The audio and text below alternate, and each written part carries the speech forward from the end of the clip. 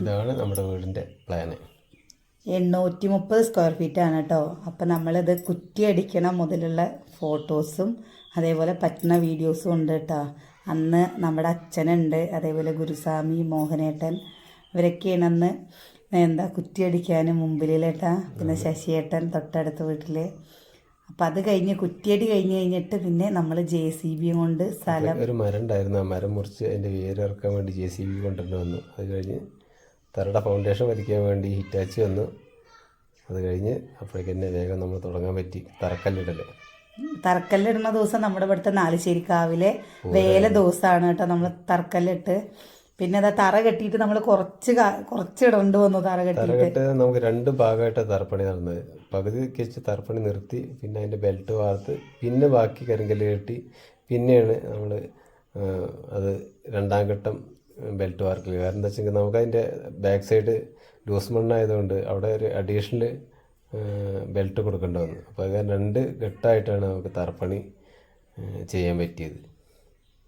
അന്നൊക്കെ സ്ഥലത്തിൻ്റെ കിടപ്പ് കണ്ടില്ലേ, ഏത് രീതിക്കായിരുന്നു. അവിടെ വലിയൊരു വലുതല്ല, ഒരു ചെറിയ മൂച്ചി ഉണ്ടായിരുന്നു അടുക്കള ഭാഗത്തായിട്ട്. അതേപോലെ സ്ഥലം ഒരു ഭാഗത്തേക്ക് ഒടിഞ്ഞെടുക്കും പോലെ ഒരു സ്ഥലമായിരുന്നു, ചെരിഞ്ഞിട്ടുള്ളൊരു സ്ഥലമായിരുന്നു കേട്ടോ. ഇത് കണ്ടറിയുന്നുണ്ടോന്ന് അറിയില്ല. തറയ്ക്ക് മണ്ണെടുത്തല്ല, അത്ര താഴ്ചയ്ക്ക് അവിടുന്ന് മണ്ണെടുത്ത്. ഈ മണ്ണിൻ്റെ പടിയൊക്കെ നമ്മൾ തന്നെ കേട്ടോ. തറയിലേക്ക് മണ്ണ് കളിച്ചിട്ടത് ഞാനും അനിയനും നമ്മുടെ ചെറിയ മകൻ അനിയനും ഞങ്ങളുടെ പാടെ തന്നെയാണ് അതിൻ്റെ ഫുള്ളും മണ്ണിൻ്റെ പണി. ഇത് ഇത്രയും ആയപ്പോൾ നമ്മുടെ ഒരു സന്തോഷം ചില്ലറ ആയിരുന്നില്ല കേട്ടോ. ബെൽറ്റിൻ്റെ അവിടെ എത്തിയപ്പോൾ, അപ്പോൾ ബെൽറ്റ് വാർത്ത് കഴിഞ്ഞ് നമ്മുടെ വീടിൻ്റെ സൺസൈഡ് വാർപ്പാണത്. സൺസൈഡിൻ്റെ ആ സമയത്താണത്. ഇതൊക്കെ സെൻട്രിങ്ങിൻ്റെ പണിയൊക്കെ പെട്ടെന്ന് തീർന്ന് കിട്ടിട്ടോ. മെയിൻ വാർപ്പിൻ്റെ ഇതൊക്കെ. കാരണം എന്താ വെച്ചാൽ അവർ പണി തുടങ്ങി, പിന്നെ അത് മെയിൻ വാർപ്പ് കഴിയും വരെ അവർ പണിയെ നിർത്തിയില്ല. ഇത് തുടങ്ങി അത് കെട്ട് കഴിഞ്ഞ് അതിൻ്റെ പെട്ടെന്ന് തന്നെ 3 വരി 1-2 ദിവസം ഗ്യാപ്പ് നിർത്തിയിട്ട് വേഗം 2 വരി 3 വരി കെട്ട് കഴിഞ്ഞ് അതോടെ തന്നെ അവർ വേഗം മെയിൻ സ്ലാബിൽ പലകടിക്കാനും. വാർപ്പ് കഴിയുന്നവർ അത്ര വലിയ പൈസ വേണ്ട തോന്നുന്നുണ്ട്. ഇവിടേക്കൊക്കെ നമ്മൾ ലോണിൽ നല്ല സ്പീഡിൽ പണി നടന്നായിരുന്നു, നല്ല സ്പീഡ് തന്നെ. ഇങ്ങനെയൊക്കെ കണ്ടു കഴിഞ്ഞാൽ നമുക്ക് ആ വീടിൻ്റെ ഷേപ്പ് തന്നെ എങ്ങനെയാണെന്നുള്ളത് ഇപ്പോൾ നമുക്ക് മനസ്സിലാവും. ആ സമയത്ത് ഒരു ഐഡിയയും കിട്ടാതെ ഉള്ള പണികളായിരുന്നു. നമ്മുടെ ഏകദേശം മനസ്സിലെ ഉൾക്കാഴ്ചയിൽ അങ്ങനെ ഫൈനൽ ഇങ്ങനെ വരണം എന്നുള്ള രീതിക്ക് ഏകദേശം ഒരു ഐഡിയയിൽ ചെയ്ത് കിട്ടി. കാരണം നമുക്ക് ഇത് ഡിസൈനറൊന്നുമില്ലാതെ നമ്മൾ തന്നെ ചെയ്യുന്നതല്ലേ. അപ്പോൾ ഇതിൻ്റെ ഓരോ കാര്യങ്ങളും അവിടേക്ക് എത്തുമ്പോൾ നമുക്ക് മൊത്തം ചില സമയത്ത് നല്ല കൺഫ്യൂഷൻ വരും. ഇങ്ങനെയാണ് വരേണ്ടത്, അങ്ങനെയാണ് വരേണ്ടത്, ഇങ്ങനെ വന്നെങ്കിൽ ലാസ്റ്റ് എന്താവുന്നൊക്കെ തോന്നും ചില സമയത്ത്. നമ്മൾ അതിനുവേണ്ടി നല്ല ഹാർഡ് വർക്ക് ചെയ്തിട്ടുണ്ട് കേട്ടോ. കാരണം എന്താ വെച്ചെങ്കിൽ ലാസ്റ്റ് വരുമ്പോഴേക്ക് വീടിൻ്റെ പ്രത്യേക ഭംഗി വരുന്നു. കാരണം എന്താ വെച്ചാൽ ട്രഡീഷണൽ രീതിക്കല്ല നമ്മളത് ചെയ്തായിരുന്നു, കണ്ടംപററിയുടെ രീതിക്ക്. എന്നാലാണെങ്കിൽ ഒരുപാട് വർക്കും കാര്യങ്ങളൊന്നും വരേണ്ട, സിമ്പിളായിരിക്കണം, ഇന്നെ കാണാൻ നല്ല ഭംഗി ഉണ്ടായിരിക്കണം എന്നൊക്കെ അന്ന് തൊട്ടേ അതിനുവേണ്ടി നല്ല വർക്ക് ചെയ്തിട്ടുണ്ട്. അപ്പോൾ അതാണ് നമുക്ക് ഫൈനൽ വീടിൻ്റെ ഫുള്ള് കാണുമ്പോൾ മനസ്സിലാവും കേട്ടോ. അങ്ങനെ കാണുമ്പോൾ പക്ഷേ ഇങ്ങനെ നമ്മൾ ഇപ്പോൾ കാണിക്കുന്നില്ല, ഇതിലെ ഉൾപ്പെടുത്താൻ പറ്റില്ല. പിന്നെ ഇത് മെയിൻ വാർപ്പിനേക്കാൾ വേറൊരു പ്രത്യേകത എന്താ വെച്ചാൽ നമ്മൾ അന്ന് ഈ കാണുന്ന വീഡിയോ നമ്മൾ അന്ന് വീഡിയോ എഡിറ്റ് ചെയ്യാൻ പഠിക്കുന്ന സമയമാണ്. വെറുതെ സ്റ്റാറ്റസ് ഇടാൻ വേണ്ടി വീഡിയോ ഇങ്ങനെ എഡിറ്റ് ചെയ്ത് ഇങ്ങനെ എനിക്ക് വലിയൊരു ഇഷ്ടമായിരുന്നു. ഒഴിവിട്ടും സമയങ്ങളിലൊക്കെ ഞാനിത് ഫോണിൽ എന്തെങ്കിലുമൊക്കെ വീഡിയോ എടുക്കും, അത് വെറുതെ ഇങ്ങനെ എഡിറ്റ് ചെയ്യും. അങ്ങനെ എഡിറ്റ് ചെയ്ത ഒരു ക്ലിപ്പാണ് കേട്ടോ അത്. സ്റ്റാറ്റസ് ഇടാൻ വേണ്ടിയിട്ടൊക്കെ ഇങ്ങനെ വെറുതെ ഇങ്ങനെ എന്തെങ്കിലും കിട്ടുന്നതൊക്കെ ഇങ്ങനെ എടുത്തിട്ടും അങ്ങനെ വീഡിയോഗ്രാഫിനോടൊരു താല്പര്യം ഉണ്ടായിരുന്നു. അപ്പോൾ അങ്ങനെ നമ്മളിതിലേക്കൊക്കെ എത്തിപ്പെടുന്നത് അതിൻ്റെയൊക്കെ ഭാഗമായിട്ടാണ്. അപ്പോൾ എല്ലാവരും നമ്മളിതെല്ലാം വാർപ്പ് സമയത്ത് ചെറിയൊരു മഴയുള്ള ദിവസമായിരുന്നു കേട്ടോ. വാർപ്പ്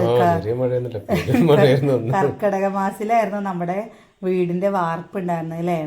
പെരുമഴയുള്ള സമയമായിരുന്നു ആഗസ്റ്റ്. അന്ന് വാർപ്പിന്റെ ലാസ്റ്റ് എത്തിയപ്പോഴാണ് മഴ പെയ്തത്. അതായിരിക്കും മഴ ഒഴിവ് കിട്ടിയെന്ന്. അതിന്റെ തലേ ദിവസം കൂടി നല്ല മഴയായിട്ട് നമ്മുടെ തറവാടിന് അമർത്തുന്ന ഒരു പറങ്ങി മൂച്ചിയൊക്കെ കാറ്റത്ത് മഴയത്ത് വീഴുകയൊക്കെ ഉണ്ടായി. അത്രയ്ക്ക് മഴയുള്ള സമയത്താണ് നമ്മളിത് ചെയ്തത്. അപ്പോൾ ഈ വീട് വാർത്ത് കഴിഞ്ഞപ്പോൾ തന്നെ നമുക്ക് സന്തോഷമായിട്ടോ. അപ്പം നമ്മൾ പിന്നെ പറയാൻ തുടങ്ങി അടുത്ത കൊല്ലം ഓണം നമുക്ക് ഇവിടെയും, അടുത്ത ഓണം ഇവിടെയാവും, അടുത്ത വിഷു ഇവിടെയാവും, മക്കളുടെ പിറന്നാളുകൾ വരുമ്പോൾ ഇവിടെയാവും എന്നൊക്കെ നമ്മളിങ്ങനെ ഓരോന്ന് ആ നടക്കുന്ന സമയങ്ങൾ ഇങ്ങനെ പറയുമായിരുന്നു. അങ്ങനെ പറഞ്ഞ് 6 കൊല്ലം ഇനി ഡിസംബർ കഴിഞ്ഞ് ഇനി 7ാമത്തെ കൊല്ലാണ് വരാൻ പോകുന്നത്. അതുകൊണ്ടാണ് ഡിസംബർ കഴിഞ്ഞിട്ട് ചിലർ പറഞ്ഞു നമ്മുടെ അടുത്ത് മാർച്ചിലൊക്കെ നിങ്ങൾക്ക് ഫംഗ്ഷൻ വെച്ചുകൂടെ എന്ന് പറഞ്ഞു. പക്ഷെ മാർച്ചിൽ നമുക്ക് ഫംഗ്ഷൻ വെച്ച് കഴിഞ്ഞു വെച്ചാൽ എന്താണെന്നറിയോ, പിന്നെ ഒരു വർഷം കയറിപ്പോയ പോലെ നമുക്ക് തോന്നുള്ളൂ. അപ്പം ഞാൻ പറഞ്ഞു വേണ്ട, നമുക്ക് ഈ വർഷം തന്നെ എന്തായാലും കയറിയിരിക്കാൻ പറ്റിയ നമ്മൾ ഈ കാണിക്കുന്ന സുബ്രഹ്മണ്യല്ലോ, ഈ റോസ് ഷർട്ട് ഇട്ട് നിൽക്കുന്ന മരണപ്പെടേണ്ടായി. അപ്പൊ നമുക്ക് അവിചാരിതമായിട്ടാണെങ്കിൽ ഈ വീഡിയോയിൽ ഇങ്ങനെ ഉൾപ്പെടുത്തിക്കൊണ്ട് ആളെ കാണാൻ പറ്റി. ആ സമയത്ത് അപ്പൊ അത് അന്ന് ഓണത്തിന്റെ ആ സമയത്താണിത് ഈ പരിപാടി നടന്നത്. ആഗസ്റ്റ് 6 വ്യാഴാഴ്ച അന്ന് എന്തോ ഒരു ഇതായിരുന്നു. അപ്പോൾ വെറുതെ സ്റ്റാറ്റസ്, ഓണാശംസകളുടെ ഒരു സ്റ്റാറ്റസ് അങ്ങനെ വെറുതെ ഞാൻ എടുത്തിട്ടാണ്. അത് കുറേ ആൾക്കാർ കാണുകയും ചെയ്തേക്കണു അല്ലേ, കുറേ പേര്. അപ്പോൾ വെറുതെ ഇങ്ങനെ ഫേസ്ബുക്കിൽ ഇടാനോ അല്ലെങ്കിൽ സ്റ്റാറ്റസ് ഇടാനോ അങ്ങനെയൊക്കെ വെറുതെ വീഡിയോ ഉണ്ടാക്കൽ ഒരു രസമായിരുന്നു അന്ന്. എന്തായാലും ഒരുപാട് ആളുകൾ ഉണ്ടായിരുന്നു കേട്ടോ വാർപ്പിന്റെ സമയത്ത്. പക്ഷെ നമുക്ക് അതൊന്നും വീഡിയോയിലൊന്നും അങ്ങനെ കാണിക്കാൻ പറ്റിയില്ല. പക്ഷെ നമ്മളങ്ങനെ, കാരണം എന്താ വെച്ചാൽ നമ്മൾ ഇപ്പം എടുക്കും പോലെ അങ്ങനെ വ്ളോഗിന് വീഡിയോ എടുക്കലല്ലോ, വെറുതെ ഒരു സ്റ്റാറ്റസ് ഇടാൻ വേണ്ടി ഇങ്ങനെ എടുക്കില്ലേ. അപ്പോൾ അതുകൊണ്ടല്ലേ അവിടെ താഴെ നിൽക്കുന്നവരൊക്കെ കാണുമ്പോൾ തന്നെ അറിയില്ലേ. ഇത് കുറച്ച് ആളുകളാക്കും, ഒരുപാട് ആളുകളുണ്ടായിരുന്നു. നമുക്ക് വേണ്ടപ്പെട്ടവരും കൂട്ടുകാരൊക്കെ പറഞ്ഞിട്ടും പറയാതൊക്കെ കുറേ പേരുണ്ടായിരുന്നു. ശരിയാ, കുറേ പേര് വന്നിരുന്നു. പക്ഷെ നമ്മുടെ ജീവിതത്തിൽ ആദ്യമായിട്ട് നടക്കണം മെയിൻ വാർപ്പല്ലേ. അപ്പൊ ഒരു രസം അല്ല, ഇന്നലെ കഴിഞ്ഞ പോലെ ഉണ്ട് കേട്ടോ. 6 കൊല്ലം കഴിഞ്ഞാലും ഇപ്പൊ അറിയണില്ല പറഞ്ഞ സത്യം. ഏട്ടന് ഇതൊക്കെ എപ്പോഴാണ് എടുത്തു വെച്ചതെന്ന് എനിക്ക് ഓർമ്മയില്ല.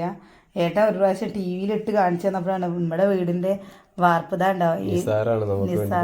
ബിരിയാണി ഒക്കെ ഉണ്ടാക്കി. ഇനി നമ്മുടെ ഫംഗ്ഷന് വേണ്ടിയിട്ടും നിസാർ തന്നെയാണ് കേട്ടോ. അതും ഏട്ടന്റെ അനിയന്റെ ഒരു കൂട്ടുകാരനാണ്. സ്നേഹപൂർവ്വം ഓണാശംസകൾ. ഇതാ വീഡിയോ എടുത്തിട്ടതാണ് അല്ലേ, ഓണത്തിന് സ്റ്റാറ്റസ് ഇടാൻ വേണ്ടിട്ടാണ്. അത് കഴിഞ്ഞ് വാർപ്പ് കഴിഞ്ഞ് എത്രയും മാസങ്ങള് കഴിഞ്ഞിട്ടാണ് വയറിങ്. ഇതാണ്ടോ നമ്മുടെ സ്ഥലത്തിന്റെ ഘടന കണ്ടോ, ഇങ്ങനെയാണ് കേട്ടോ. നമ്മളിത് നേരെയാക്കാൻ വേണ്ടി കുറേ കഷ്ടപ്പെട്ടിട്ടുണ്ട്. പിന്നെ നമ്മളൊക്കെ കാണുന്നത് നമ്മളിപ്പോ നിരപ്പാക്കിയ ആ വീടിന്റെ ആ ഒരു ഭാഗമാണ്. ഉമ്മറത്തേക്ക് ജനലിൽ കൂടെ നോക്കിക്കഴിഞ്ഞാൽ ഇതുപോലെ ഉണ്ടാവും. ഇപ്പോ അവിടെ ഇങ്ങനെ ഫുള്ള് നമ്മള് ഒരു മതിലൊക്കെ കെട്ടി മണ്ണൊക്കെ ഫില്ല് ചെയ്ത് മൊത്തം മാറിപ്പോയി. ശരിക്കും ഇത് ഈ വീഡിയോ ഇങ്ങനെ കാണുമ്പോൾ എനിക്ക് ഓർമ്മ വരുന്നത് കൂടെ നടക്കുമ്പോൾ ആ മണ്ണിന്റെ വെട്ടുകല്ലിന്റെ ഒക്കെ മണം വരുന്നത് എനിക്കിപ്പോഴും ശരിക്കും അനുഭവിക്കാൻ പറ്റുന്നുണ്ട്. പിന്നെ നമ്മുടെ കുറേ കെട്ടുപണി അനിയേട്ടൻ ചെയ്തിട്ടുണ്ട്, കുറച്ച് കെട്ടുപണി, അതേപോലെ തേപ്പ് പണി. വീട് പണിക്ക് സ്വന്തം വീടിന് വേണ്ടി ചിലപ്പോൾ ആരും ചെയ്യാത്ത പണികളൊക്കെ ഞാനും ഇതിൽ ചെയ്തിട്ടുണ്ട്. കെട്ട് ചെയ്തിട്ടുണ്ട്, തേപ്പ് ചെയ്തിട്ടുണ്ട്, മരപ്പണി ചെയ്തിട്ടുണ്ട്, മണ്ണിന്റെ പണികൾ ചെയ്തിട്ടുണ്ട്, തറയിൽ മണ്ണ് ഫില്ല് ചെയ്യില്ല. അതിൽ എന്തൊക്കെ ഒരാൾക്ക് ചെയ്യാൻ പറ്റുമോ അതൊക്കെ നമ്മളെ കൊണ്ട് തന്നെ പരമാവധി നമ്മൾ ചെയ്തു വെച്ചിട്ടുണ്ട്. പക്ഷെ ഇതിൽ ഞാൻ പറയണ്ടേ, അമ്മു അത്ര ആയിട്ടേ ഉണ്ടാകുന്നുള്ളൂ. പക്ഷെ അമ്മുട്ടി അടക്കം ഞാനും ഏട്ടനും ഇവിടെ മട്ടി കൂട്ടി കൊടുത്തു കഴിഞ്ഞാൽ അമ്മ എടുത്ത് കൊടുക്കുകയായിരുന്നു കേട്ടോ. അവൾക്ക് നമുക്ക് സങ്കടം തോന്നിയിട്ടുണ്ട്. കാരണം അവൾക്ക് ആ ഒരു പ്രായമല്ലേ അല്ലേ. എന്നാലും പറഞ്ഞു കഴിഞ്ഞാലും അനിയേട്ടന്റെ കോലം കണ്ടോ നിങ്ങള്? ഈ അനിയേട്ടനും ആ അനിയേട്ടനും തമ്മിൽ നല്ല വ്യത്യാസമല്ലേ. അനിയേട്ടനൊന്നും തീരെ തടി ഉണ്ടായിരുന്നില്ല കേട്ടോ. ഞങ്ങൾക്ക് അവിടുത്തെ പണി ഒരുങ്ങി വന്നു കഴിഞ്ഞു വെച്ചാൽ ഇവിടെ ഓരോ ഭാഗം തേക്കിലായിരുന്നു ഞങ്ങളുടെ പണി. ഒരു ഭാഗം എന്ന് പറഞ്ഞാൽ 2 ബാത്റൂം, അത് സ്റ്റെപ്പിന്റെ ആ ഭാഗം, അതേപോലെ അടുക്കളയൊക്കെ അനിയേട്ടനാണ് കേട്ടോ തേച്ചത്. ഇതെങ്ങനെ പഠിച്ചു പറഞ്ഞാൽ ഞാൻ പണിയില്ലാതിരിക്കുന്ന സമയത്ത് അനിയന്റെ കൂടെ മട്ടി കൂട്ടാനും തേപ്പ് പണിക്കും ടൈല് പണിക്കും അങ്ങനെയുള്ള പണികൾക്കൊക്കെ പണിയില്ലാന്നുണ്ടെങ്കിൽ നമ്മൾ ഉള്ള പരിപാടി അതാണ്. ഒരു പണി പഠിക്കുക എന്നുള്ളതല്ല, അതിൻ്റെ കൂടെ പോയി അത്യാവശ്യം തേക്കാനും കാര്യങ്ങളൊക്കെ ആയതാണ്. പണിയൊക്കെ അത്യാവശ്യമൊക്കെ പഠിഞ്ഞതാണ്. അപ്പോഴേക്ക് എനിക്ക് ഇടുപ്പ് വേദന പിടിച്ചിട്ട് പിന്നെ അങ്ങനെ ഞാൻ പോക്ക് നിർത്തിയതാണ്. നമ്മൾ ചെയ്യാത്തൊരു പണിയില്ല, ടൈല് പണിയാണെങ്കിൽ ടൈല് പണി ചെയ്യും, കെട്ടും തേപ്പും ഇതിൻ്റെയൊക്കെ ബേസിക്കൊക്കെ പഠിച്ചു തന്നെയാണ്. പിന്നെ എന്താ വെച്ചാൽ നമ്മൾ ഒരുപാട് അതിലേക്ക് നിൽക്കുക. നമ്മുടെ പണി വന്നു കഴിഞ്ഞാൽ പിന്നെ ഇതൊക്കെ ഇട്ടറിഞ്ഞ് പോവുകയും ചെയ്യും. അതുകൊണ്ട് നമ്മളെ വിശ്വസിക്കാൻ പറ്റില്ല. ഇന്നുണ്ട് എന്ന് പറഞ്ഞിട്ട് നാളെ ഉണ്ടായിക്കൊള്ളണമെന്നൊന്നുമില്ല. അപ്പോൾ ഒഴിവ് കിട്ടുന്ന സമയങ്ങളിലൊക്കെ നമ്മളിങ്ങനെ ഇതേപോലെ അനിയൻ്റെ കൂടെ ആയതുകൊണ്ടാണ് നമ്മളങ്ങനെ പോകുന്നത്. പുറമേ നിന്ന് ആരും കൂടെ പോയിട്ടില്ല. അപ്പോൾ അവന് തിരക്കുള്ള സമയത്തും ആളില്ലാത്ത സമയത്തും ഒക്കെ എന്നെ കൊണ്ട് പറ്റും പോലെയൊക്കെ ഞാൻ പോകും. ഞാനൊക്കെ മട്ടി കൂട്ടിയിരുന്നില്ലേ, കാഞ്ഞിരത്ത് അമ്മ വന്നിട്ട് അതേമാതിരി അമ്മയ്ക്ക് പിന്നെ അമ്മ ഒരുപാട് പോയത് അതിൻ്റെ കൂടെ മട്ടി കൂട്ടാനും മേശന്മാരൊക്കെ കൂടെ. അപ്പോൾ അതുകൊണ്ട് അമ്മയ്ക്ക് നല്ല ഭയമാണ്. അമ്മേൻ്റെ ഒക്കെ പിന്നെ പണിയെടുക്കാനൊക്കെ നല്ല സുഖമാണ്. കാരണം ഒന്നും പറഞ്ഞു കൊടുക്കേണ്ട കാര്യമില്ല, പറയാണ്ട് തന്നെ എല്ലാം വേണ്ടത് വേണ്ട പോലെ ചെയ്തു തരും.